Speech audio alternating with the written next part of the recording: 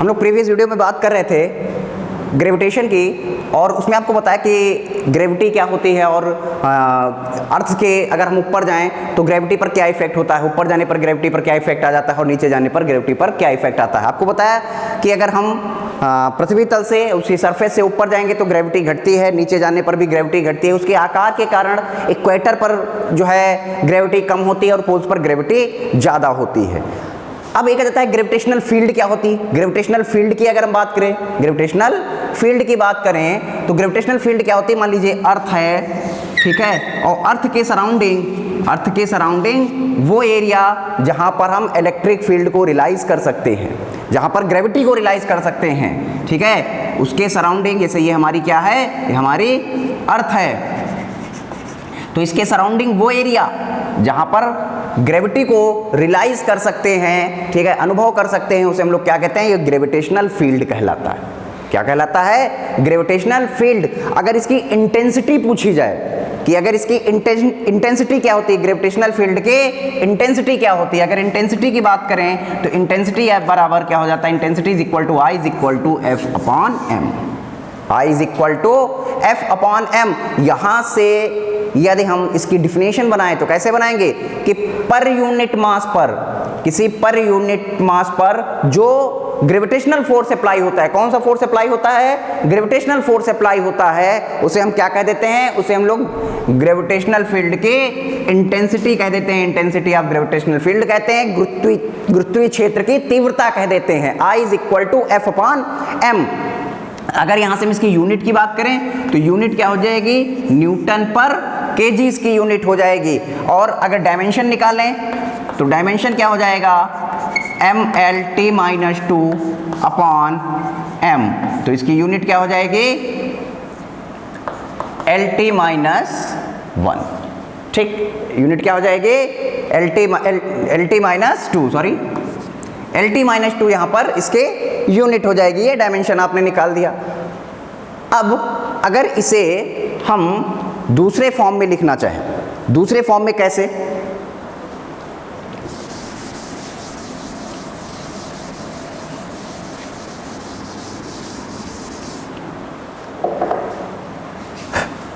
पता है कि I is equal to F upon M, F is equal to हम लोगों ने पढ़ा G M upon RE square, GME upon RE square. यहाँ से अगर I इज इक्वल टू निकालें, since I is equal to F upon M, तो I is equal to क्या हो जाएगा, GMEM upon RE square into ये वाला स्मॉल m, ये m से ये m कैंसिल, तो I इज इक्वल टू क्या हो जाएगा, GME अपॉन RE स्क्वायर। तो यहाँ से ये हम लोगों ने क्या निकाल लिया, ये हम लोगों ने इंटेंसिटी निकाल दी अर्थ पर, ठीक है, ये निकाल लिया। एक आ जाता है गुरुत्वीय विभव, ग्रेविटेशनल पोटेंशियल।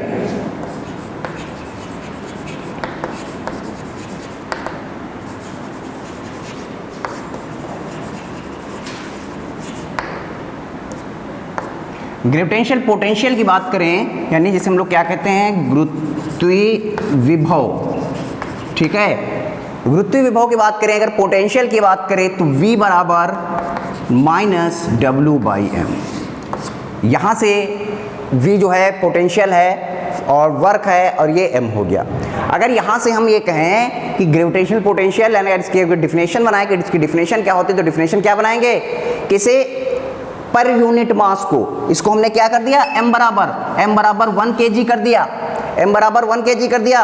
किसी पर यूनिट मास को इन्फिनाइट से ग्रेविटेशनल फील्ड के अंदर, क्या बताया था, ग्रेविटेशनल फील्ड, यानी ये अर्थ है और इसके सराउंडिंग, इसके अंदर लाने में, किसे अनंत से, बहुत दूरी से ग्रेविटेशनल फील्ड के अंदर लाने में जो वर्क डन होगा, किसी पर यूनिट मास को जो है अनंत से इन्फिनाइट से लाने में जो वर्क डन होगा, वो वर्क डन हमारा क्या कहलाएगा, वर्क डन हमारा पोटेंशियल कहलाएगा, ग्रेविटेशनल पोटेंशियल कहलाएगा। क्लियर है? यानी किसी एकांक द्रव्यमान की वस्तु को अनंत से लाने में जो कार्य करना पड़ता है वो क्या कहलाता है, गुरुत्वीय विभव कहलाता है। V is equal to -W/m। Clear? अब यदि यहां से हम सॉल्व करें कि ग्रेविटेशनल पोटेंशियल को कैपिटल जी के टर्म्स में अगर लिखें तो कैसे लिखेंगे?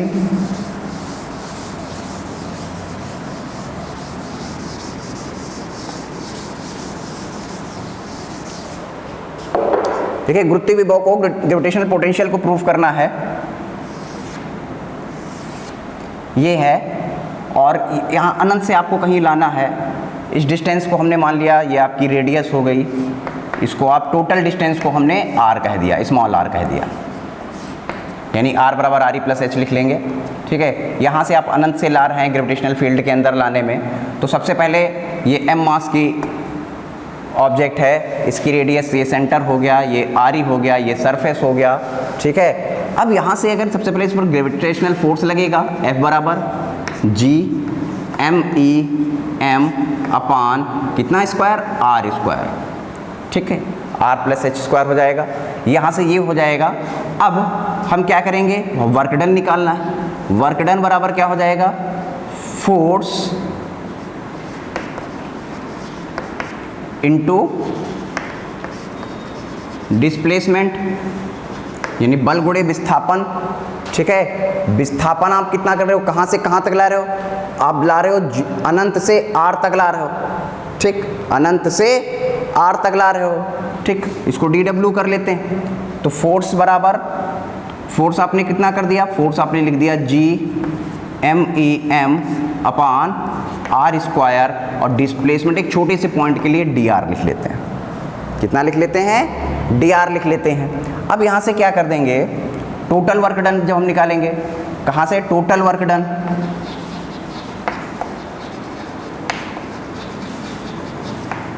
टोटल वर्क डन निकालेंगे। W is equal to GMEM, ये बाहर 1 अपान r स्क्वायर dr। अब इसको क्या करेंगे, इंटीग्रेट कर देंगे, इसे r स्क्वायर को इंटीग्रेट कर देंगे। अब जब इंटीग्रेट करेंगे तो W इज इक्वल टू क्या आ जाएगा, GMEM, और ये माइनस का 1 अपान r, क्या आ जाएगा, माइनस का 1 अपान r। और कहाँ से कहाँ तक, इन्फिनाइट से आप ला रहे हो इसे r, यहाँ तक ला रहे हो, सरफेस पर ला रहे हो, r तक ला रहे हो। ठीक है, तो यहाँ से क्या हो जाएगा, इन्फिनाइट टू r, तो माइनस भी कॉमन ले लिया, upper limit minus lower limit, यानी अपर लिमिट 1 अपान r माइनस 1 अपान इन्फिनाइट, 1 अपान इन्फिनाइट 0 हो जाता है, तो ये क्या निकल के आया, माइनस GMEM अपान r। ठीक, अब हम यहाँ से क्या करेंगे, लेकिन हमें वर्क डन नहीं निकालना था, हमें निकालना है पोटेंशियल। हमें क्या निकालना है, हमें पोटेंशियल फाइंड आउट करना है। तो V बराबर माइनस W अपॉन M। ठीक है, W अपॉन M रख देंगे, यहाँ पर आप चाहो तो माइनस अगेंस्ट करना पड़ता है, तो माइनस साइन आप हटा भी सकते हैं। W अपॉन M कर देंगे तो V बराबर क्या आ जाएगा, G MEM upon RE into M, ये M से M कैंसिल, तो V बराबर क्या आ जाएगा, माइनस का GME अपॉन RE। ये आपने क्या निकाल दिया, ये आपने इलेक्ट्रिक पोटेंशियल निकाल दिया। अगर आपको आपने क्या निकाल दिया, ग्रेविटेशनल पोटेंशियल निकाल दिया। ग्रेविटेशनल पोटेंशियल आपको क्या बताया कि किसी भी पर यूनिट मास को जब आप इन्फिनाइट से लाते हैं तो जो वर्क डन करना पड़ता है वो वर्क डन आपका क्या कहलाता है, पोटेंशियल कहलाता है। क्या निकाला, सबसे पहले हमने फोर्स निकाल दिया, फोर्स निकालने के बाद हमने वर्क डन निकाल लिया, ये हमने वर्क डन निकाल लिया। ठीक है, और जो वर्क डन आया उसको इस फार्मूले में पुट अप कर दिया और हमारा ग्रेविटेशनल पोटेंशियल आपने कैलकुलेट कर लिया कि हमारे लिए ग्रेविटेशनल पोटेंशियल क्या होगा। क्लियर है, सभी को समझ में आ रहा होगा। अब अगर हम बात करें एनर्जी की, अगर किसकी बात करें, एनर्जी की, एक रिलेशन और आ जाता है, याद आ गया। अगर एक आपको पूछा जाए कि इंटेंसिटी और ग्रेविटेशनल पोटेंशियल में क्या रिलेशन है, अभी हम लोगों ने प्रूव किया था कि I is equal to F upon M, तो और उसके लिए आपको फार्मूला बताया था कि GME अपॉन RE स्क्वायर, ये बताया था। और दूसरा हम लोगों ने निकाला कि V बराबर GME upon RE।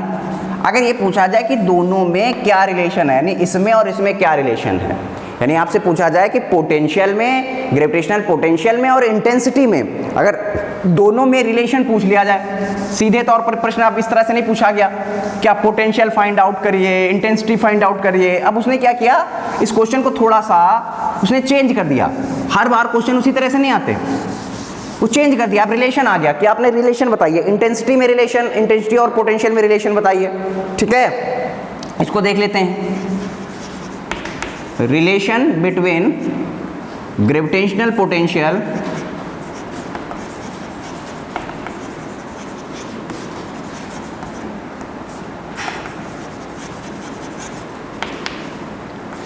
And intensity.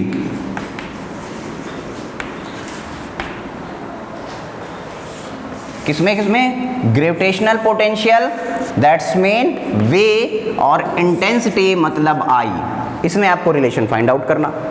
तो वी नो दैट, हम जानते हैं आई बराबर हम लोगों ने क्या प्रूफ किया था, G M A upon R A square, और वी बराबर प्रूफ किया G M A upon R A. दोनों को क्या करेंगे, वी अपॉन आई डिवाइड कर देंगे, ठीक है। दोनों को हम क्या कर देते हैं, डिवाइड कर देते हैं। तो I upon V is equal to, ये इक्वेशन फर्स्ट थी, ये इक्वेशन सेकेंड, दोनों को डिवाइड कर देते हैं। तो G M E upon R E square, और ये आर ई ऊपर हो जाएगा, और अपॉन जी एम ई नीचे हो जाएगा माइनस, ये और ये कैंसिल, ये इससे कैंसिल, ये इससे कैंसिल, ठीक है। तो यहां से अगर आप आई बराबर निकालें तो आई बराबर क्या आ जाएगा, I is equal to minus V upon R E. ये किसमें रिलेशन आ गया, ये आपका रिलेशन आ गया पोटेंशियल। ये हम सब अर्थ के लिए कर रहे हैं इसलिए आ रही, अगर आप अर्थ के लिए नहीं करना तो ये ई हटा देंगे वहां पर, ठीक है। ये सभी हम अर्थ के लिए कर रहे हैं, तो इसलिए हमने मास एम ई यानी earth of mass of earth है, मास ऑफ जो है रेडियस ऑफ अर्थ है, इसलिए मैंने आर ई आर एम का यूज़ किया है, ठीक है। अगर आप अदर प्लैनेट के लिए करना चाहते हैं तो आप सिंपली आर लिख सकते हैं वहाँ पर, ठीक। तो अगर इस तरह से आपको अगर ये सीधे तौर पर क्वेश्चन ना दिया जाए कि पोटेंशियल फाइंड आउट करिए, इंटेंसिटी फाइंड आउट करिए, तब आप वहाँ पर क्या कर सकते हैं, तब वहाँ पर आप इस तरह से क्वेश्चन को दिखा सकते हैं। एक और रह जाता है, अगर आपसे पूछ दिया जाए कि पोटेंशियल एनर्जी, ठीक है, ग्रेविटेशनल पोटेंशियल एनर्जी की बात कर दी जाए, तो जो वर्क डन निकाला था, जो वर्क डन निकाला था वही क्या हो जाएगा, वही एनर्जी हो जाएगी। और वर्क डन कैसे निकाला था हम लोगों ने, वर्क डन के लिए क्या किया था, फिर वही क्वेश्चन उसी तरह से रिपीट। सबसे पहले फोर्स F बराबर G M E M upon R E square, और वर्क डन बराबर क्या होता है, फोर्स इनटू डिस्प्लेसमेंट, ये हो जाएगा force G M E M upon R E square into D R हो जाएगा, ठीक है। तो अब W बराबर क्या हो जाएगा, इंटीग्रेट कर देंगे आप, ये आर ई की जगह हम आर कर लेते हैं, तो यहाँ से क्या हो जाएगा, G M E M integration 1 upon R square D R, ठीक। तो W बराबर कहाँ से कहाँ तक ला रहे हो आप, इन्फिनाइट से जो है आर ई तक।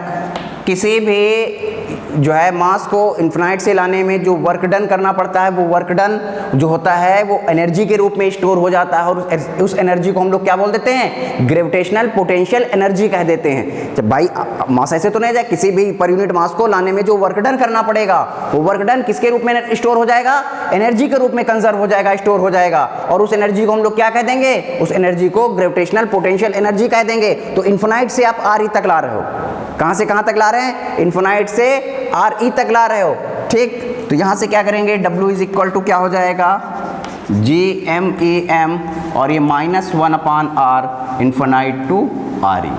तो W बराबर जी एम ई एम, ये हो जाएगा माइनस का 1 अपॉन आर ई, और minus minus plus 1 upon infinite. 1 upon infinite कितना हो जाता है, 0 हो जाता है, तो कितना बच जाएगा, G M E M minus 1 upon R E, और ये हो जाएगा आपका 0। तो W बराबर कितना आ जाएगा, W बराबर G M E M minus का अपॉन आर ई। जो मैंने कहा कि ये क्या है, यही आपकी एनर्जी है, ये आपकी क्या है, यही आपकी एनर्जी है। तो ये एनर्जी के रूप में कंजर्व हो गया, तो इसको यू कर देंगे और लिख देंगे G M E M upon R ई।